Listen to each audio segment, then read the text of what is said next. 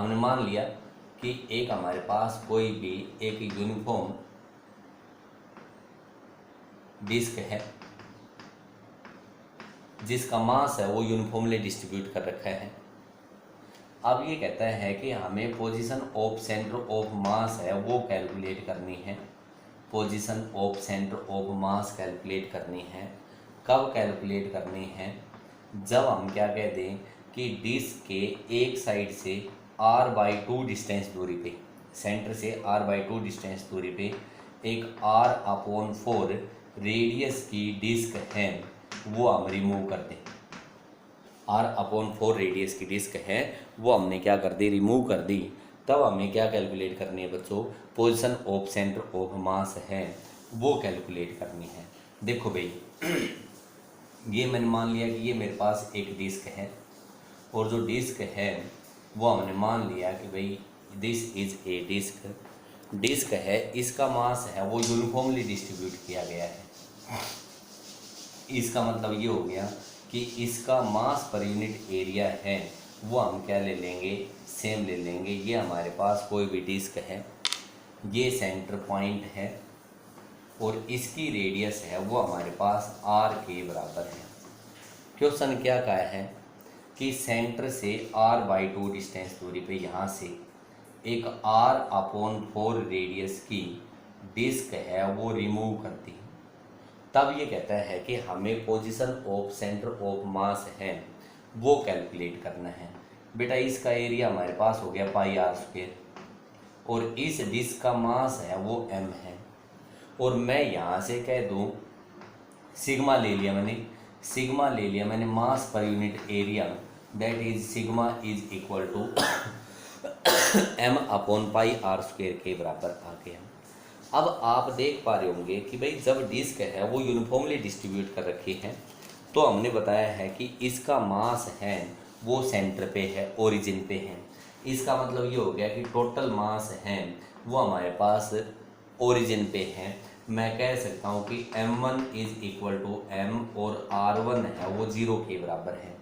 ये मास m2 मेरे को कैलकुलेट करना है कि कितना मास मैंने रिमूव किया, हाउ मच मास है वो मैंने रिमूव किया है। और जो मास रिमूव करेंगे वो नेगेटिव ले लेंगे और ये कितनी दूरी पे लिए है कि इसकी पोजीशन है वो हमारे पास इसका r/2 दूरी पे है। m2 कैलकुलेट करना है। इसको समझने के लिए आप यहाँ से देखो मैं एक डिस्क कट करता हूँ। ये कागज़ है, इसके फोल्ड किया, एक फोल्ड और किया, फिर फोल्ड किया, और फोल्ड करना चाहो तो और फोल्ड भी कर सकते हो आप। यहाँ से इसको फोल्ड किया और यहाँ से हमने इसको क्या कर दिया बच्चों, कट कर दिया। ठीक है, कट करने के बाद इस पॉइंट को मैंने कट किया है और कट करने के बाद ये देखो एक हमारे पास डिस्क निकले, दिस इज ए डिस्क।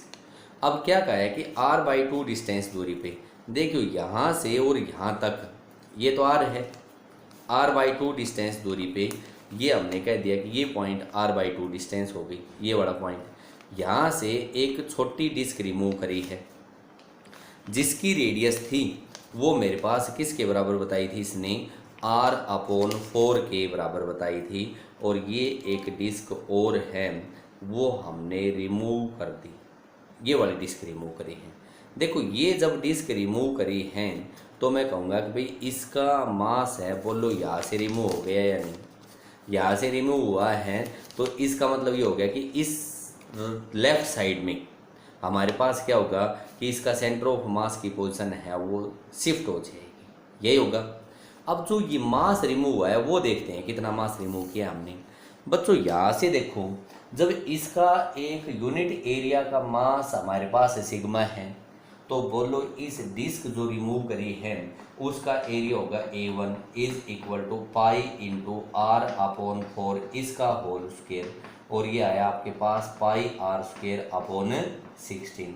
इसका जो मास आएगा m2 is equal to sigma into A1, भाई मास per unit area into area, और ये आया m/πr² इंटू πr² अपॉन 16 के बराबर आएगा। πr² से πr² कैंसिल आउट कर दो, m2 is equal to m/16, लेकिन ये रिमूव किया है। और जब बच्चों इस मास को हमने रिमूव कर दिया तो आप ये कैसा मास ले लोगे, नेगेटिव मास ले लोगे। इसका मतलब क्या हो गया, m1 मास है वो ओरिजिन पे रख रखा है, m2 मास है -m/16, ये कितनी दूरी पे रखा है, r/2 पे। तो RCOM निकाल लो, position of centre of mass. भाई टू पार्टिकल सिस्टम का आपने पढ़ा था m1r1 प्लस m2r2, अपॉन क्या आया था आपके पास, m1 प्लस m2 के बराबर आया था। और RCOM is equal to m1 देखो m और ओरिजिन पे था तो m इंटू 0 प्लस m2 देखो रिमूव किया है बच्चों, और जब रिमूव किया है तो कितना आएगा, -m/16 इंटू r2, इसकी पोजीशन r/2 दूरी पे थी, r/2 अपॉन m-m/16, और यहाँ से निकाल दो RCOM is equal to -mr/32 upon m-m/16, 16 LCM लेंगे तो यह आया 15m/16, m से m कैंसिल आउट हो गया, 16 2 -r/30, और नेगेटिव साइन शो करता है कि जिधर से मास रिमूव किया है उसके अपोजिट डायरेक्शन में, दैट इज यहाँ पे हमारे पास इसका क्या आएगा, सेंटर ऑफ मास आएगा, and it will be at a distance of -r/30। Negative sign shows that कि जो position of centre of mass है वो शिफ्ट हो गई opposite to the direction where the mass is removed. Question हमारे पास ये दिया है कि हमारे पास ये कोई भी एक डिस्क है जिसका मास है वो यूनिफॉर्मली डिस्ट्रीब्यूट किया गया है, और उसकी एरिया मास डेंसिटी वो सिग्मा के बराबर है, that is sigma is equal to m/πr² के बराबर है। अब इसने बताया है कि इस यूनिफॉर्म डिस्क में से दो डिस्क रिमूव करी है, एक डिस्क है वो इस साइड से रिमूव करी है तो दूसरी डिस्क बिल्कुल इसके अपोजिट डायरेक्शन से रिमूव करी है। ये जो डिस्क रिमूव करी है उसकी रेडियस है वो r के बराबर है, और उसका सेंटर है वो ओरिजिन से r/2 दूरी पे रखा है। दूसरी जो हमारे पास डिस्क है वो रिमूव करी, उसकी रेडियस r/4 और सेंटर है वो r/2 डिस्टेंस दूरी पे ही इसने प्लेस किया है। तब ये कहता है कि हमें कैलकुलेट करना है पोजीशन ऑफ सेंटर ऑफ मास। क्या कैलकुलेट करना है, पोजीशन ऑफ सेंटर ऑफ मास। बच्चों ये तीन डिस्क का सिस्टम बन गया, ये पहली डिस्क, ये दूसरी डिस्क और ये तीसरी डिस्क। हमारे पास सिग्मा दे रखा है, इसको डिस्क नंबर 1 नाम दे दो जो रिमूव करी है, इसको डिस्क नंबर 2 नाम दे दो। आप पहली डिस्क का एरिया बताओ, A1 is equal to πr/2 का होल स्क्वायर, राइट और रॉन्ग। भाई इस डिस्क की रेडियस r/2 है जो रिमूव करी है, तो इसका एरिया आया हमारे पास A1 is equal to πr²/4।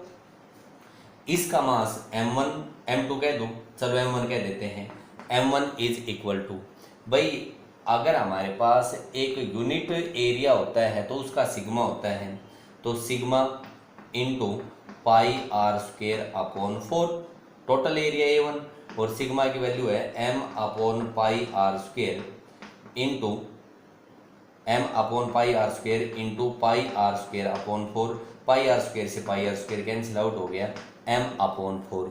जब इसको रिमूव किया है तो आप इसको कह दो नेगेटिव मास कह दो m/4, और इसका ओरिजिन है से कितनी डिस्टेंस है पोजीशन r1 पे, तो इसलिए मैंने कह दिया कि r1 is equal to r/2 distance दूरी पे होगी। ये इसका एरिया A2 था, A2 is equal to pi into r/4 इसका होल स्क्वायर, और ये है बच्चों πr²/16। सही है। आगे देखो, मैं कहूँगा कि जो ये मास m2 रिमूव किया है वो आएगा, रिमूव किया है तो नेगेटिव कह दो, sigma into A2, and sigma की वैल्यू है m/πr² इंटू πr²/16। πr² से πr² कैंसिल आउट हो गया, और हम कहेंगे कि जो इसकी वैल्यू आएगी वो है m2 is equal to -m/16 के बराबर आ गया। जो इसका पोजीशन है, अगर इस R1 को पॉजिटिव लिया है, देखो इस साइड में, तो इस साइड में इसको नेगेटिव ले लूँ, R2 is equal to -R/2 के बराबर होगा। और मैं कहूँगा कि जो टोटल मास था M3 is equal to M, और ये पोजीशन थी आपके पास ओरिजिन पे थी। बड़े ध्यान से देखना है, बड़ी डिस्क के लिए मैंने R1 पॉजिटिव लिया है, तो छोटी डिस्क के लिए R2 है वो कैसा होगा, नेगेटिव होगा, क्योंकि जस्ट इसके अपोजिट डायरेक्शन में है। आप इसको नेगेटिव ले सकते थे तो ये पॉजिटिव हो जाता है, उसमें कोई बहुत बड़ी बात नहीं है। अब देखो RCOM चाहिए, RCOM तीन पार्टिकल सिस्टम का क्या था, M1R1 plus M2R2 plus M3R3 upon क्या आया था बेटा, M1 plus M2 plus M3। बच्चों यहाँ से देखो RCOM is equal to M1 minus M/4 into R1 R/2 minus M/4 into R/2 plus M2 minus M/16 minus M/16 into minus R/2 plus M3M into R3 0 upon total mass M minus M/4 minus M/16, यही आएगा।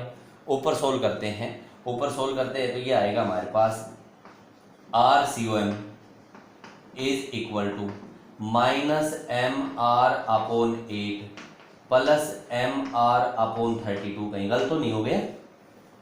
देखो भाई, -MR/8 और minus minus plus MR/32 upon 16 LCM ले लो नीचे, ये आ गया 16M minus 4M minus M। अरे कहीं गलत तो नहीं हो गया? आगे देखो, ये हमारे पास RCOM आया, ऊपर मैं सोल्व करता हूँ इसको, यहाँ सोल्व कर दो इसको, देखो क्या आया, ऊपर 32 एलसीएम आ जाएगा, या M/8 कॉमन ले लें, MR/8 RCOM is equal to 32 LCM ले लिया, और ये आ गया -4MR प्लस MR अपॉन 16 तो नीचे आ गया, और 16 माइनस 5 11M, और ये बच्चों आया आपके पास -3MR/32 इंटू 16/11M। M से M कैंसिल आउट हो गया, 16 2 ज़ा 32, और RCOM की वैल्यू आई हमारे पास -3R/22 -3R/22। देखो इसके लिए मैंने पॉजिटिव लिया था तो ये नेगेटिव आया, तो इसका मतलब ये हो गया कि इस साइड में सेंटर ऑफ मास है वो शिफ्ट हो जाएगा। दैट इज हम कहेंगे कि centre of mass will shift towards the disc of smaller area, उस डिस्क की साइड में शिफ्ट होगा जिसका एरिया ऑफ क्रॉस सेक्शन है वो क्या होगा, आपके पास स्मॉल होगा। मैं आपको एक क्वेश्चन करवा रहा हूं, centre of mass of A uniformly of A road of uniform mass density, mass density मतलब ये हो गया कि जिसका मास है वो हमने क्या कर रखा है, यूनिफॉर्मली डिस्ट्रीब्यूटेड कर रखा है, उसका हमें position of centre of mass है बच्चों वो कैलकुलेट करनी है। इसके लिए मैंने क्या मानना है कि ये मेरे पास कोई भी एक रोड मान ली, ये रोड है, इसकी लेंथ मैंने L मान ली, और इसका मास है वो मैंने कैपिटल M माना है। L is the length and capital M is the mass of the road. इसकी लीनियर मास डेंसिटी मैंने लैम्बडा मान ली, और lambda is equal to M/L के बराबर आएगा। इसका मतलब ये हो गया कि एक यूनिट लेंथ का मास है वो लैम्बडा है। अब हमने तो एक चीज़ पढ़ रखी थी कि ये ओरिजिन ले लेते हैं, तो हमें सेंटर ऑफ मास की पोजीशन कैलकुलेट करनी है। भाई XCOM बताया था, XCOM कितना आया था, M1x1 plus M2x2 plus up to हमारे पास क्या आया था, M3MNXN अपॉन टोटल मास आया था। बोलो यही आया था या नहीं आया था? यही आया था। अब देखो यहाँ पे मैं इसको छोटे छोटे पार्ट्स में डिवाइड कर दूँ, छोटे छोटे पार्ट्स में डिवाइड करूँ, बहुत सारे पार्ट्स हो गए, 100 पार्ट हो गए। तो देखियो ये मान लो 1 सेंटीमीटर पे, ये 2, ये 3 and so on, x1 1, x2 2 and so on. लेकिन जब हमारे पास इस टाइप की कोई भी एक यूनिफॉर्मिटी आ जाए तो वहाँ पे हम क्या करते हैं कि वहाँ पे हम इंटीग्रेट करते हैं, और इंटीग्रेट करते हैं तो उस केस में हम क्या करते हैं कि इसका एक स्मॉल लेंथ एलिमेंट लेंगे। बड़े ध्यान से समझोगे इसको। एक इससे अगला क्वेश्चन नॉन यूनिफॉर्म का करेंगे। ये मैंने कह दिया कि ये रोड थी, इसका मास था m और इसकी टोटल लेंथ थी वो l के बराबर थी। हमने मान लिया कि इसका एक स्मॉल मास एलिमेंट ले लिया, लेंथ एलिमेंट ले लिया, जो हमारे पास dx लेंथ का है और ओरिजिन से कितनी दूरी पे है, x डिस्टेंस दूरी पे है। बच्चों एक बात बताओ, जब यूनिट लेंथ लेते हैं तो उसका मास लैम्डा आता है, तो dx लेंथ का मास आएगा dm, और dm is equal to lambda into dx आएगा, यही आएगा। अब मैं कहता हूँ कि जब इसका हमें position of centre of mass calculate करनी हो तो यही तो आया था कि मास इंटू ओरिजिन से डिस्टेंस, और मास है इसका dm देख लो, और ओरिजिन से डिस्टेंस कितनी है इसकी x। अरे ये तो देख पा रहे हैं आप, देखो ओरिजिन से हमारे पास ये डिस्टेंस x और इसका मास dm, तो सेंटर ऑफ मास क्या आएगा dm into x upon total मास, और टोटल मास बोलो इसका हमारे पास dm है या नहीं, अपॉन टोटल मास कितना है इसका dm है। नाउ देखो बच्चों यहाँ पे हमें यहाँ से यहाँ तक कैलकुलेट करना है, और जब यहाँ से यहाँ तक कैलकुलेट करना है तो हम क्या कर देंगे, इसको इंटीग्रेट कर देंगे, और इंटीग्रेट करेंगे इसको 0 से l तक अपॉन इंटीग्रेशन ओवर 0 से l।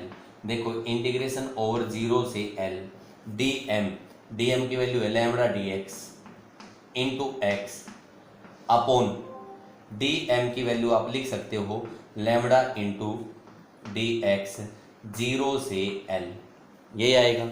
और यहाँ से लैम्डा कांस्टेंट था तो लैम्डा से लैम्डा कैंसिल आउट हो गया, इंटीग्रेशन ओवर 0 से l x dx upon integration over 0 से l dx के बराबर आया।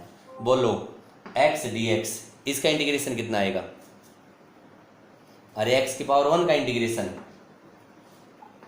x की power 2 divided 2/2 x 2 upon 2 limit 0 से l, और dx का इंटीग्रेशन x, इसकी लिमिट 0 से l, पहले अपर लिमिट पुट करो l स्क्वायर अपॉन 2 माइनस 0 का square upon 2 0 upon l minus 0 l से l कैंसिल आउट हो गया, और बच्चों क्या l/2 डिस्टेंस पे नहीं आ गया।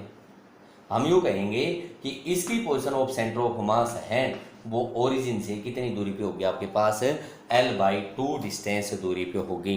दैट इज हम यहाँ पे ये कह सकते हैं कि अगर हमारे पास कोई भी रोड है जो यूनिफॉर्मली मास डिस्ट्रीब्यूशन कर रखा है तो उसका सेंटर ऑफ मास है वो ज्योमेट्रिक सेंटर पे लाई करेगा। सिमिलरली मैं आपको कह दूँ कि ये हमारे पास कोई भी एक रिंग है, उसका मास है वो यूनिफॉर्मली डिस्ट्रीब्यूट कर रखा है, तो भी उसका सेंटर ऑफ मास है उसके ज्योमेट्रिक सेंटर पे लाई करेगा। अगर मैं आपको कह दूं कि कोई भी हमारे पास एक सॉलिड या होलो स्फीयर है, उसका मास भी यूनिफॉर्मली डिस्ट्रीब्यूट कर रखा है, तो उसका सेंटर ऑफ मास भी कहाँ पे लाई करेगा, उसका ओरिजिन पे ही लाई करेगा। बोलो यहाँ तक किसी बच्चे को कोई डाउट है तो?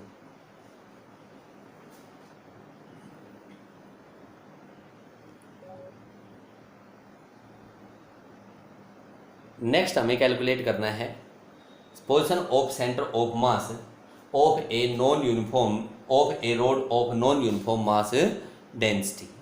मैंने मान लिया कि जो नॉन यूनिफॉर्म मास डेंसिटी है वो लैम्डा नॉट इंटू एक्स के बराबर मान लिया। अब देखो ये मेरे पास कोई भी एक रोड है जिसकी मास डेंसिटी है वो नॉन यूनिफॉर्म है, और वो किसके बराबर माननी है, हमने लैम्डा इंटू एक्स नॉट के बराबर माननी है। अब देखो बच्चों भाई यहाँ भी आप इसका जब सेंटर ऑफ मास निकालना है तो ये ओरिजिन, इसकी लेंथ l। अब मैंने यहाँ पे क्या मान लिया है कि एक स्मॉल लेंथ एलिमेंट मान लिया x डिस्टेंस दूरी पे मानना, जिसकी लेंथ है वो dx है। और बच्चों जब dx होगी तो इसका मास dm होगा, dm is equal to lambda into dx के बराबर होगा, यही होगा। लैम्बडा की वैल्यू है lambda naught x into D x. अब आप कहोगे कि बोलो सर ये कैसे नॉन यूनिफॉर्म है, देखो x जैसे जैसे बढ़ता जाता है तो हमारे पास लैम्बडा की वैल्यू है वो भी बढ़ती जा रही है, इसीलिए नॉन यूनिफॉर्म है। स्मॉल मास एलिमेंट लिया, x डिस्टेंस दूरी पे लिया था, dm इसके बराबर आ गया। बच्चों हमें क्या चाहिए, x COM चाहिए, तो आप क्या कहोगे इंटीग्रेशन ओवर 0 से l dm कितनी दूरी पे था x पे अपॉन इंटीग्रेशन ओवर 0 से l total mass upon total मास आता है, और ये आया हमारे पास इंटीग्रेशन 0 से l dm की वैल्यू देखो कितनी है लैम्बडा नोट x dx, ध्यान से देखना है, into x upon integration over 0 से l dm की वैल्यू कितनी थी आपके पास lambda naught x into D X के बराबर आया। यही आया भाई, लैम्बडा नोट से तो लैम्बडा नोट कैंसिल आउट कर तो कांस्टेंट से, तो यहाँ से आया हमारे पास x COM is equal to integration over 0 से l x into x square d x upon integration over 0 से l x डी एक्स। बोलो x स्क्वेयर का integration x cube divided by 3 x cube upon 3, x cube upon 3 limit 0 से l upon x का कितना आया x square upon 2 limit 0 से l। पहले upper limit put करो l3 अपॉन 3 माइनस 0 का क्यूब 0 अपॉन 3 0 हो गया upon l square upon 2 minus 0 का स्क्वेयर 0, और ये आया x COM is equal to l cube upon 3 into 2 upon l square. बच्चों l स्क्वेयर से l स्क्वेयर कट गया, और x COM हमारे पास कितना आया 2l अपॉन 3 के बराबर आया है, उस रोड का आया है जिसकी मास डेंसिटी है वो नॉन यूनिफॉर्म थी, जिसकी मास डेंसिटी क्या थी आपके पास नॉन यूनिफॉर्म।